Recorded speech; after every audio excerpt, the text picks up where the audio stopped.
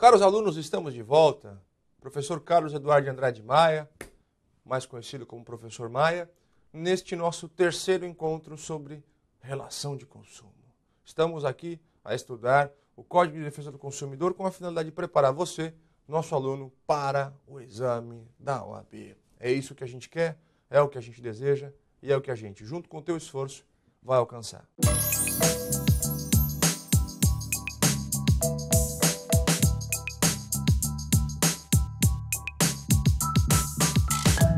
Pois bem, na aula passada, nós, em somatória com a primeira aula, tratamos da relação de consumo. Quando é que a relação de consumo se forma? Quem é consumidor, quem é fornecedor? E eu havia mencionado que existe uma súmula do Superior Tribunal de Justiça que trata da aplicabilidade do Código de Defesa do Consumidor às instituições financeiras. E sinto-me agora, nessa terceira aula, na obrigação de transmitir a vocês o conteúdo explícito dessa súmula, que é de número 297, do ano de 2004, do Superior Tribunal de Justiça, que diz: o Código de Defesa do Consumidor é aplicável às instituições financeiras. Em outras palavras, meus queridos, qualquer contestação feita por banco tem a alegação de que não há relação de consumo, o consumidor não é vulnerável, não cabe inversão de ônus de prova, e aí as mais vamos dizer assim, incabíveis argumentações, que evidentemente são as únicas que restam, são feitas pelas instituições financeiras. E aí a gente tem que, evidentemente, fazer uma triagem, aplicando o Código de Defesa do Consumidor, para chegar à conclusão de que os bancos estão sim submissos a todo o sistema de proteção que emerge do CDC.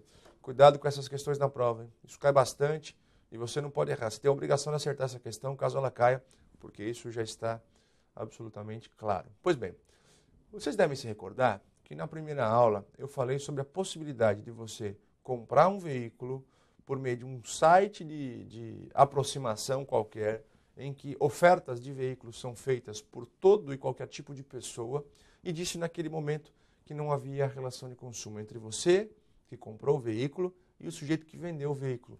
Será que vocês conseguiram entender o porquê que esta relação de consumo não se aperfeiçoou? E mais do que isso, será que conseguiram visualizar o defeito que existe nesse caso e que impede que o CDC seja aplicável? Vejam, você naquela situação comprou o veículo para utilizar no deslocamento de casa para o trabalho, do trabalho para a faculdade, da faculdade para casa, todos os dias, ao longo da semana.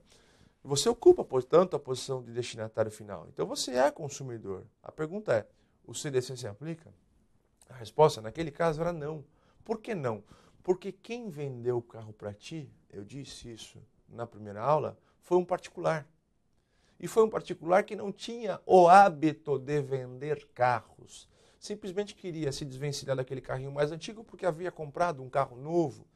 Então percebam, o fato de alguém ocupar a posição de consumidor não significa dizer que o CDC vai ser aplicável. Por uma razão óbvia, é necessário que se aperfeiçoe todo aquele contexto de fornecedor e consumidor. E neste exemplo especificamente, embora você fosse consumidor, o outro sujeito não era fornecedor. Por quê? Porque ele não fornecia com habitualidade e finalidade lucrativa produtos ou serviços. Você que tinha em casa alguma coisa velha e que quer dela se desapegar, pode fazer um anúncio qualquer, num site qualquer, com a finalidade de ganhar alguma coisinha, mas talvez até diminuir o seu prejuízo apenas. Vamos imaginar que você comprou um colchão novo. Quer se livrar do velho, mas também não quer doar, porque você pagou uma fortuna nele, vai vender por um preço pequeno, vil, só para dizer que vendeu. Anuncia esse colchão no mercado qualquer. E aparece alguém dizendo, eu quero o colchão, eu compro. E pagam lá pelo colchão R$200. Entre você que vendeu o colchão e quem comprou a relação de consumo, o CDC é aplicável? Por mais que a pessoa que comprou seja destinatária final do produto colchão, se você não vender colchão trivialmente, corriqueiramente, diuturnamente e para ganhar dinheiro, você não é fornecedor. Se você não é fornecedor, não tem relação de consumo. Se não tem relação de consumo, não se aplica o CDC. Coloca isso na cabeça. O CDC incide quando houver relação de consumo. O CDC incide quando houver relação de consumo. Eu vou repetir. O CDC incide quando houver relação de consumo e não quando houver consumidor. Cuidado com isso na prova, porque senão você vacila e erra. Essa é a primeira e mais importante questão. Se eu tivesse apenas uma aula para ministrar a vocês, o que não é o caso, evidentemente, eu teria que falar única e exclusivamente desse ponto, de quando é que se forma a relação de consumo e quando é que o consumidor pode ser protegido. Porque não basta ser consumidor, é necessário que haja relação de consumo para que o CDC lhe proteja. Ponto.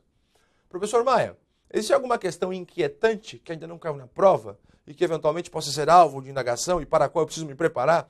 A resposta é sim, meu caro aluno. A resposta é sim. Há uma questão que a longa data, não tão longa assim, mas que há algum tempo atrás vem literalmente aparecendo no meio judiciário, e essa questão ainda não caiu em exame de ordem, e eu ouso dizer que diante estamos da possibilidade de que este assunto seja alvo de indagação. E que assunto é esse, professor Maia? Trata-se dos chamados sites de compra coletiva. Professor, o que o senhor quer dizer com isso? Entre eu, que adquiro uma oferta qualquer, num site de compra coletiva, e o próprio site, há uma relação de consumo ou eu só tenho relação de consumo com quem fornecerá o produto ou o serviço que por meio deste site foi disponibilizado para nós, destinatários finais?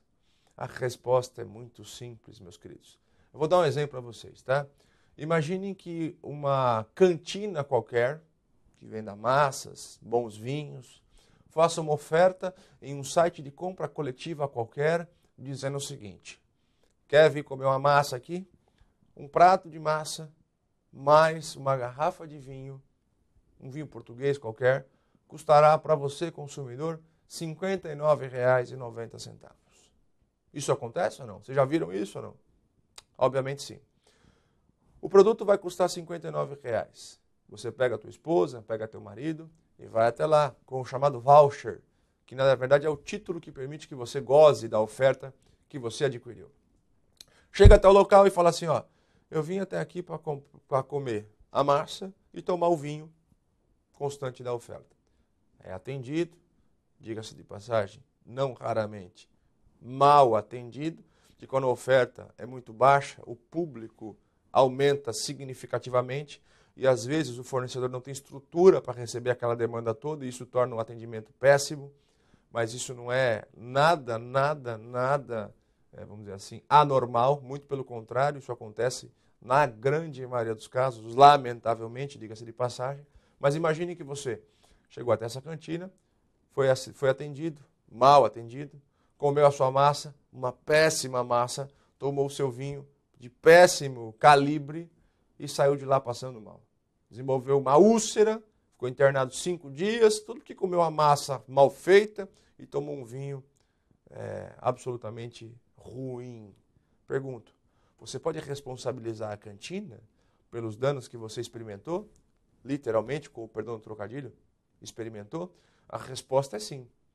Professor Maia, e o que eu quero saber é, eu posso incluir no polo passivo dessa demanda, caso ela de fato se torne um processo, aquele site de compra coletiva que permitiu que essa aquisição fosse feita, porque é no ambiente deles que a oferta é veiculada? A resposta, meus queridos, é sim. E vou dizer mais. A responsabilidade do site de compra coletiva, além de ser objetiva, é solidária. Solidária com a daquele sujeito que prestou um mau serviço, que forneceu um produto em péssimas condições. Por que razão, professor Maia, há uma solidariedade e uma objetividade na conduta do fornecedor deste serviço? Por uma razão óbvia. Pensem comigo. Se você fosse à mesma cantina para adquirir o mesmo prato de massa e a mesma garrafa de vinho, você conseguiria fazer esta aquisição pelo preço simbólico de R$ 59,90, que foi o preço que você pagou para adquirir por meio do site de compra coletiva o mesmo produto e o mesmo serviço? A resposta é não. Significa dizer que há um absoluto e incontroverso nexo causal entre o dano que você experimentou e a intermediação feita entre o site de compra coletiva e aquele que prestou um mau serviço. No nosso exemplo, a cantina. Por esta razão, cantina, e site de compra coletiva respondem objetiva e solidariamente pelos danos que o consumidor experimentar, seja na condição de vício, seja na condição de defeito. Essa é uma questão palpitante que quando os sites de compra coletiva começaram a aparecer no nosso mundo, muita gente se dividia. Há obrigação, não há obrigação. Havia quem pensasse que o site de compra coletiva era responsável diretamente, havia quem dissesse que não, é negativo. A responsabilidade é daquele que prestou o mau serviço. Foi ele que prestou o mau serviço e o site de compra coletiva não tem culpa. E isso começou a gerar uma instabilidade no judiciário, porque cada juiz pensava de um jeito. Cada magistrado decidia da forma como melhor as coisas fossem expostas, enfim. Se houvesse prova, sim. Se não houvesse, paciência. Hoje, qual é o posicionamento majoritário? Não diria unânime, mas eu diria majoritário da doutrina e da jurisprudência. Os sites de compra coletiva respondem objetiva e solidariamente pelos danos causados ao consumidor. E é por essa razão, meu querido, que se essa questão cair no exame de ordem, vocês marcarão a alternativa em que apareça a solidariedade e a objetividade dos sites de compra coletiva no contexto da lesão causada ao consumidor vitimado pela má prestação de serviço ou pela falha no produto. Tudo certo ou não? Conseguem enxergar isso? Não confundam estes sites de compra coletiva com sites que simplesmente fazem uma aproximação. Naquele exemplo, para finalizar o tema relação de consumo, em que a gente visualizou você adquirindo um produto por meio de um site em que há anúncios de carros, eu disse que não havia relação de consumo porque quem vendia não era uma pessoa que fazia isso com habitualidade e fim lucrativo. Mas eu não posso afirmar que qualquer transação feita por meio deste ambiente não seja revestida pelo CDC. Em outras palavras, tudo vai depender de quem ocupa a cadeia de consumo. Ou seja, o sujeito que vende o veículo precisa ser um lojista ou uma pessoa física que faça esse comércio com habitualidade para ganhar dinheiro. E quem compra também tem que ser uma pessoa física ou jurídica que faça essa aquisição ocupando a posição de destinatário final. Mas você quer dizer o quê? É possível, por exemplo, que um lojista compre de outro lojista no ambiente de um site de compra e venda de veículos sem que haja relação de consumo. Por quê? O lojista vendeu para qualquer um que aparecesse. E quem apareceu foi um outro lojista querendo comprar por um preço menor para vender por um preço maior, sem que esse negócio, sem que essa relação fosse ou pudesse ser protegida pelo CDC. A blindagem do CDC não atinge essas pessoas agora. E, portanto, a única norma protetiva que facilitará a vida de quem sofrer algum tipo de lesão será o Código Civil. Esta seria, portanto, uma relação eminentemente civil que não estaria protegida pelo CDC. Cuidado com isso na prova, meus queridos. Pensem, relação de consumo é que torna aplicável o CDC. Não há relação de consumo se não houver fornecedor ou consumidor. Os dois precisam estar presentes, adquirindo o produto ou serviço, alguém fornecendo o mesmo produto ou serviço. Isso permite que a relação de consumo se forme e que, portanto, o CDC seja aplicável. Não vacile nos estudos, hein? Vamos combinar uma coisa. Se você estiver aí no metrô, no ônibus, enfim, transitando por qualquer lugar e que você não possa anotar o que a gente está dizendo, não faça nada. Agora, se você estiver na sua casa, literalmente, disciplinadamente estudando, vá fazendo os apontamentos, vai estudando junto com a gente, vai acompanhando aquilo que a gente fala. Porque se você tem uma meta, e essa meta é ser aprovado, conte com a nossa colaboração, conte com a nossa experiência, conte com o nosso apoio, porque isso tudo permitirá que essa junção de forças provoque o resultado que você espera, que é a sua aprovação no exame de ordem. Iremos avançar no nosso estudo de defesa do consumidor com alguns temas de suma importância, que são direito à troca, arrependimento, vício, defeito, garantia legal e garantia contratual, prescrição e decadência, práticas abusivas. Tudo isso nós vamos ver em nossos próximos encontros. Portanto, mantenha-se ligado em nossas aulas, compartilhem-na com seus amigos, façam com que eles também alcancem o objetivo que tanto almejam, que é a aprovação do exame de ordem, e contem com a gente. Esperamos você na nossa próxima aula. Um abraço.